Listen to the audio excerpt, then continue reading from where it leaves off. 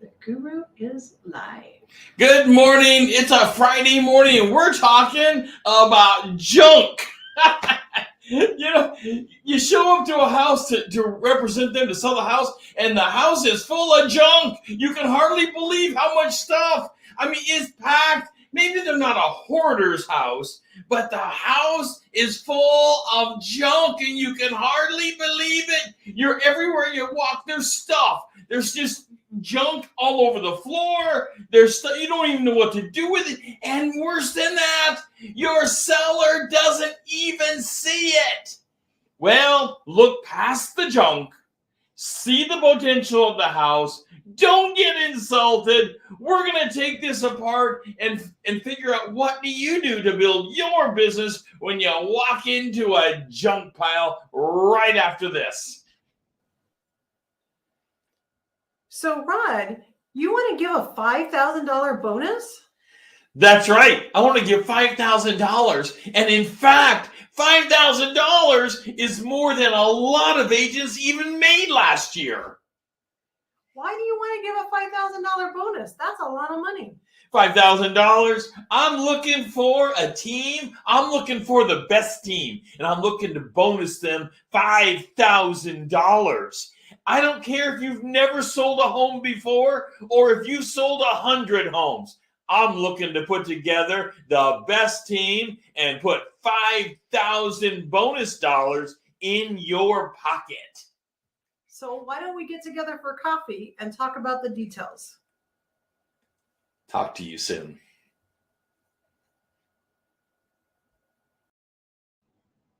The Guru is back. All right, we're talking about junky houses. Junky houses, messy houses. What is a messy house anyway? Really, you walk into a house and it doesn't look like yours. Do you expect it to look like yours? You probably live in this wonderful, pristine house, and you're like all of us. You don't see your own junk as junk. It's your stuff.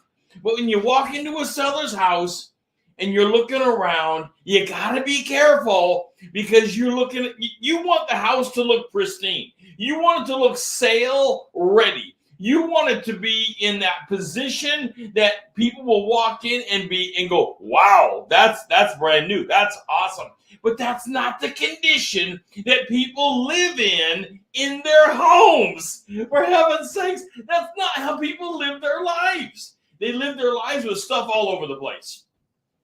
They live their lives with, they bring in bags and they put it in the chair and there's just stuff. So your job is going to be coaching yet again, earning your credentials in real estate is knowing how to coach your clients. Now, this can be coaching your clients to sell a house or to buy a house that looks junky because you never know. You just never know what the last agent, how they coached or didn't coach their people. Or let's just face it, some people are uncoachable.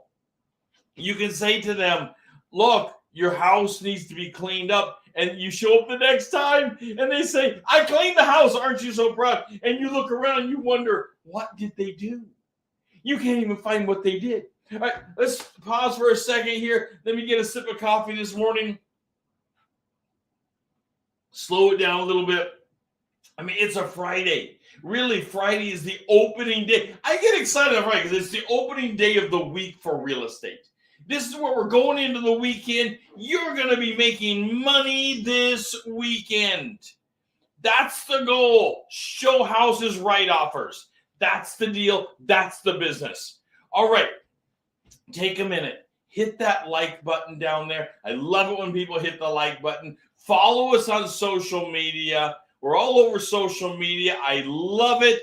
And on YouTube, don't forget to hit the subscribe button and open up the Guru members only events to build your business deeper than ever before. All right. So you've got your client and it's a messy house. The first thing you need to do in this situation is get your client into a conversation and get them to define what they believe a messy house is. Because you have to get your head in the game on this. You have to start to understand what they think a messy house is. Now, lots of people are going to say, well, I don't care if my house is a little messy here. And really, their house isn't that bad. But some people will have a disaster going on. There's stuff everywhere. And you say, well, what do you think? Do you believe your house is show ready? This is how to start the conversation. You don't say to your client, well, do you think this is a mess? That's heading down the path of an insult. They are going to hear you're saying their house is a mess. That's not how you want to say it. What you want to say is, do you believe your house is show ready? Anything you would like to be doing to this palace? Anything you would like to do to this wonderful place that we're getting ready to turn and make great money on? And get them into the conversation so they can begin to define, well, I probably need to pick up this and that. And then you can add to the conversation like, well, yeah, I would eliminate some of the furniture. I would create the concept of space by eliminating, and by the way, eliminate the junk. Although you're not going to say the word junk to them because people's stuff, it's important to them. Let me tell you, don't get between people and their stuff because it becomes they bought it, it's theirs. Maybe it's an inheritance. You don't know where the stuff came from or originated from. So be cautious about anything you say about their stuff. All you're trying to say is we're trying to prepare your house to get it sold. And if they're a hoarder, of course, that's a special thing all its own. Well, we've done shows on hoarding, and we'll do a show on hoarding again. But hoarding is well beyond the concept of today of is there junk in the house? Okay, 3 main questions you have to ask yourself. Is it structural? That's right. Is it structural? That is, is it a supporting wall problem? Is the wall tore up? Does the house look junky because of a structural problem that becomes an integrity issue to the support of the home? Wow, that's a problem. Is it cosmetic?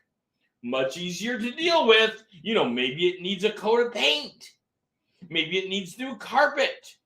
Maybe it simply needs to be vacuumed or made to come in. Someone to come in and just help. And then finally, the third question. So structural, cosmetic, and what is the cost? What is the cost of change? And when I say what is the cost of change, I mean, what is the cost of change financially and mentally? Can the people actually do it? Some people cannot face the fact that they are living in a mess. They don't see it. They don't understand it. They're not going to accept it. The cost is beyond their mental capacity to understand. And that, everybody's different. I'm not even saying they're wrong. That's right. That's your guru saying, I'm not even saying they're wrong. Because people will live in any fashion they want to live in. You can't do anything about it. All you can be is the advisor and the coach. So, how much will it take? How much will it cost to fix something? If it's structural, take it on our first question. If it's structural, it's likely going to take more money. A structural problem, that can be walls that need to be rebuilt. It can be sagging roofs. It can be sagging ceilings. It can be leaks that now look horrible. Even if the leak was repaired, you still may have the structural damage that resulted from the roof leaking or the eave of the house leaking. And now it's this horrible thing that everybody can see and needs to be fixed. And here's your client. It's Friday. I'm laying it all on the table here. Here's your client. Do you think that's going to lower the price of the house? And they've got this sagging eave from a horrible leak that happened 5 years ago. And you're looking up and the whole eave is bubbled down. And you say, wow, that's What's that problem? Oh, we had a leak. It's 5 years old. No big deal. We had that repaired. Do you think that's going to be an issue for selling the house? And you're in your head, you're screaming, yes, it's going to be a problem. It's going to come up. That's structural damage. Everybody's going to want to know what's going on. You are better off to take care of it in advance, if possible. If possible, take care of it in advance. Now, some people simply can't. Now, the great thing is put it in the disclosures. You may even want to put a condition that you are willing to lower the price of the house based upon some cosmetic damage. Because if the home is cosmetically damaged, for example, it needs a new carpet. We're not talking structural things here. It needs a new carpet. And the home shows horrible. Maybe they've had an animal in the house that peed on the carpet and the carpet just simply destroyed. Or the carpet is 30 years old and hasn't been well cared for 30 years. And now the carpet is horrible. I was in someone's house here just recently and they said their carpet was more than 30 years old and it was in great condition. And that's not just to your guru's bad eyesight. My wife said, wow, that is in really nice condition. I mean, they cared for the carpet. So old doesn't necessarily have to mean that it's not in great condition. There can be old things that are wonderful and in good condition. It's just less likely because over the decades, things happen to floors and walls and paint. They get worn, they get touched, they get messed up. So if the messiness is cosmetic in nature, you likely can remedy this. You can coach your people to remedy this with limited dollars. If the house needs painting on the inside, now painting a full house on the inside can be several $1,000s, but it can pay off in the long run to selling the home and not getting that repair addendum that comes in for painting, or even maybe worse, a reduction in how much people are willing to buy the house far beyond the value of having to paint the place. But once you go live, the wine, as they say, has been spilled. The marbles are on the floor. Your facts are out there and you can't get it back. So this coaching has to happen in advance. Well, in advance, the coaching has to happen. Let's remember, you're trying to make a client for life. Part of what you're doing is making a client for life. So you get referrals. So you've got to pay close attention to your integrity on coaching your client here. Now, the same goes with the buyer. You bring a buyer into a messy house that's cosmetically messy. You need to be coaching them of the value of the house and what you can possibly do with the house. I've taken people into cosmetically messy houses, and they just don't even want to walk in. They get to the front door, whoa, we're out of here. And coaching them to say, hold on, let's look beyond the mess. Let's look at the house. Forget the people's stuff.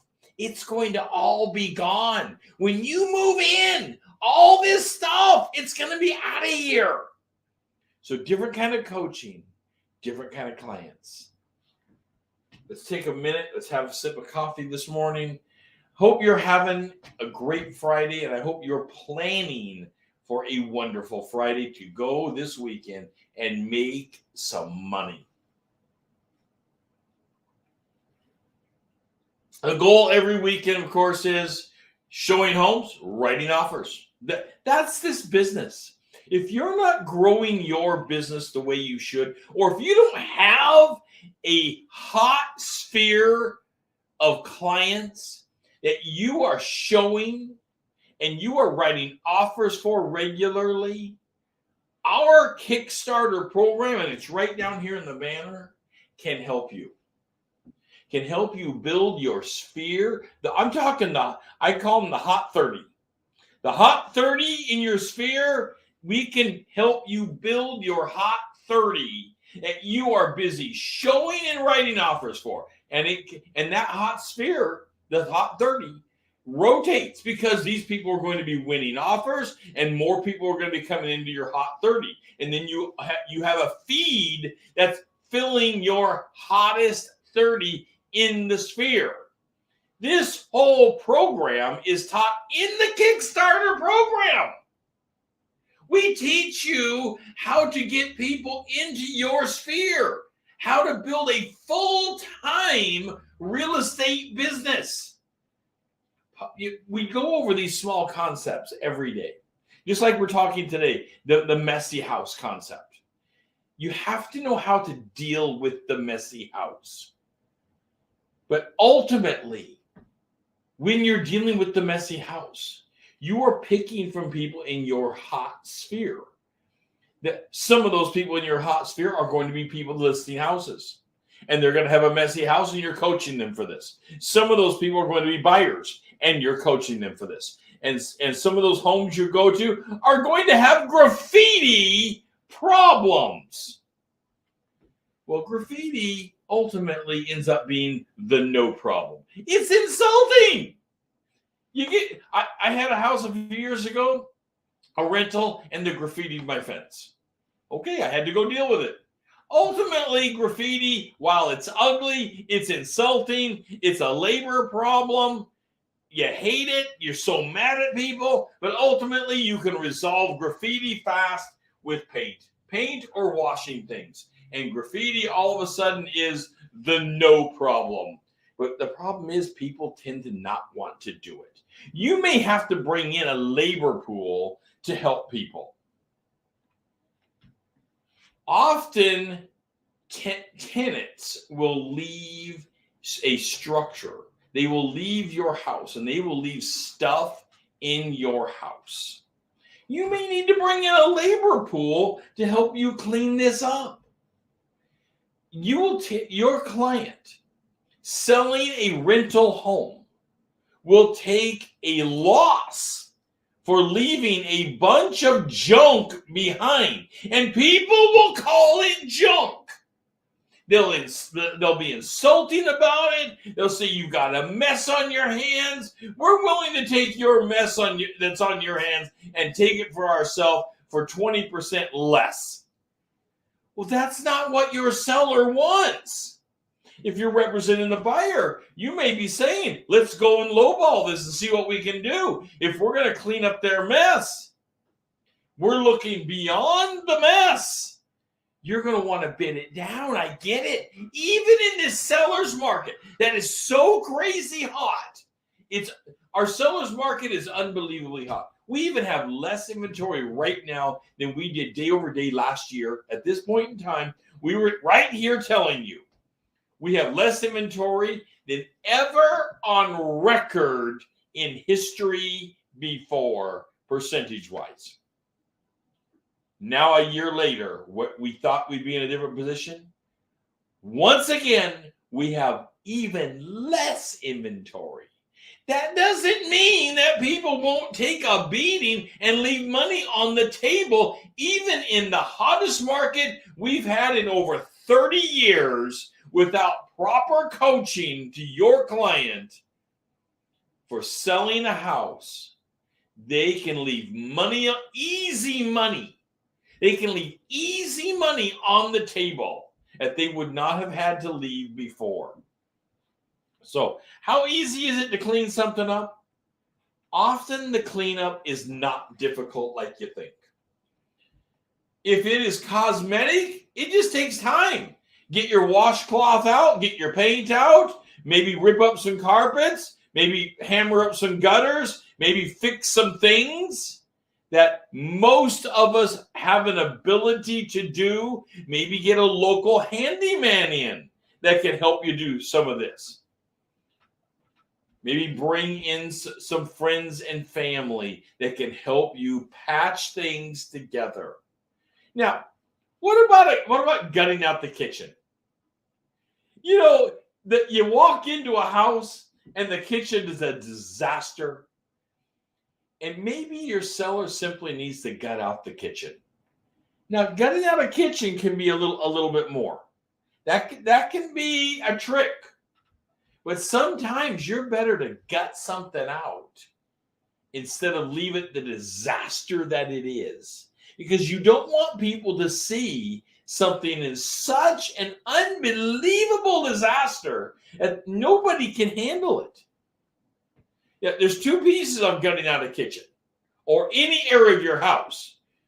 Of course, if you gut it out, you want to have it cleaned up, even though it's gutted out, and you might be selling it to someone that buys fixer-uppers because you're gutting out a kitchen, for goodness sakes.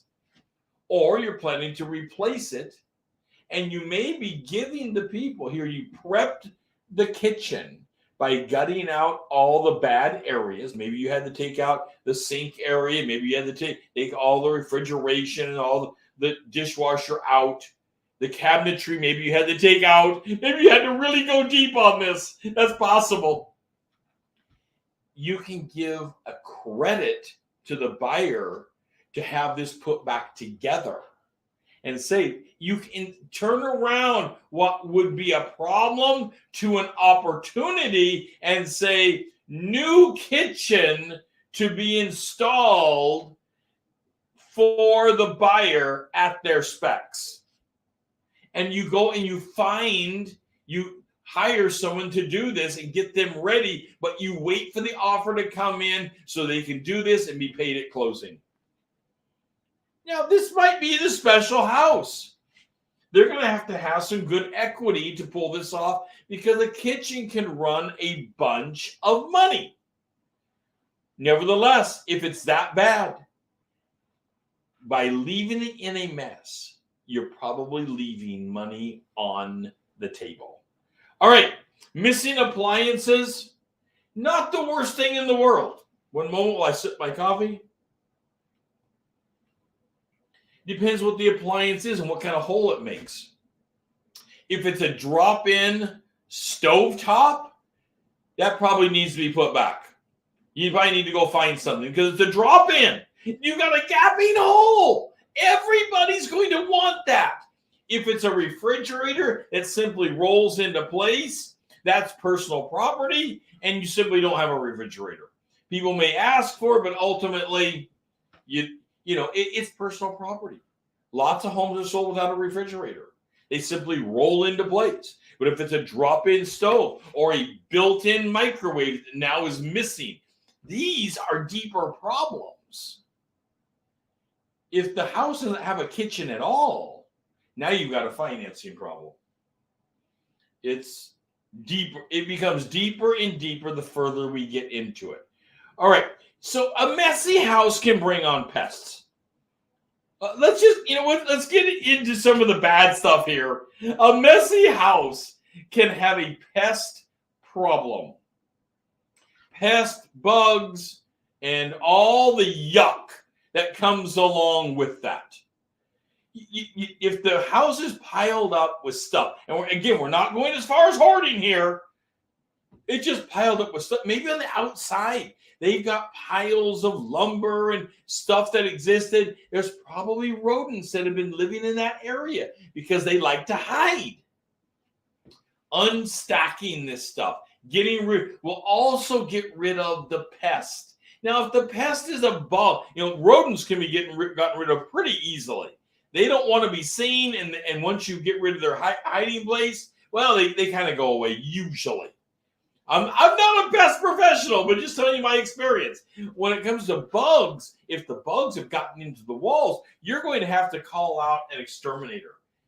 And you're better to do that early on in the process before going live and before private inspectors come in and find it out, because then you've got a problem going on. Now you've got a deeper problem you're confronted with, and you've got a contractual timeline problem. So get a professional's opinion when it comes to bugs. Particularly bugs. Now, your rat problem can be so bad, you got to get a professional. If it's just, some hanging out outside by the shed and they're hiding underneath the old lumber. Well, get rid of the old lumber. Move it on. Often lumber, I mean, it's so expensive now. You can often advertise and people will come and pick up your lumber because lumber has become so crazy expensive. If it has any value at all, even if they have to cut off a small piece of it and the lumber is still okay, there's value in that. And sheets of lumber now running just a crazy amount of dollars. I mean, with the pandemic, lumbers went up to $60, $70, $80 a sheet. It's really went crazy, which is pushing the value of homes way up. Also, it just went crazy. So be aware, you can get rid of some of this stuff very easily by going to Facebook and just advertising it on the marketplace for free. Not an overly difficult thing to get rid of on some of these things. Also, if you have property, you may have farm junk. Now, I use this term loosely before I get the comments in saying, farm junk? What are you talking about, farm junk, yard junk, farm junk, all that stuff? What are you talking about? I'm calling it loosely junk here. It may not be junk at all. You may have some old plows sitting around. I had an old bottom plow sitting on my farm here when I bought it. It's heavy. I mean, these things are iron. They're crazy heavy. I was able to easily offload it to someone who wanted metal. That wasn't even a problem. It was an old bottom plow. Probably could have sold it, but I went ahead and gave it to someone that wanted metal. Lots of ways to get rid of things nowadays by using the marketplace. Doesn't take long, and people will do the labor for you and come and take these things. Other things you may have to get a professional in to handle. You may need to get a drop box. You know, the garbage drop box where you can just throw anything into these things. Getting rid of tires and things like this. There's often limits of what you can put into drop boxes when it comes to tires and some of those items. Tires, if you have tires all over the property, that might be very expensive to get rid of. It can be, $5 or something like that per tire. I'm not exactly sure how much it's going for today. A few years ago, we got rid of some of those $5 a tire. That can add up rapidly, as well as the labor to do it can add up. All right, today we've been talking about messy houses and looking beyond the junk to the potential of the house. And more than that, we're talking once again about coaching your client and preparing them mentally for the ride you're taking them on. And you are the professional. You're the one with the knowledge. You are the one that is gaining the respect, the credibility, and earning the trust of the client so that you will get, in the long term, that wonderful return of referrals. And in 3 to 5 years, most of your business is coming from the referrals, from these very satisfied clients. It's absolutely a thing of beauty. This is Real Estate Daily. I'm your real estate guru, and we are here to make your business bigger than ever before. Take a minute, hit the like button, send me a comment. Let me know what you think about the show. Let me know what you think about future shows, future ideas. I love to get those concepts out there to make sure we are building your business bigger than ever before. And on YouTube, don't forget to hit the subscribe button to open up the Guru members only events. And let's go and make a bundle this weekend. Talk to you soon.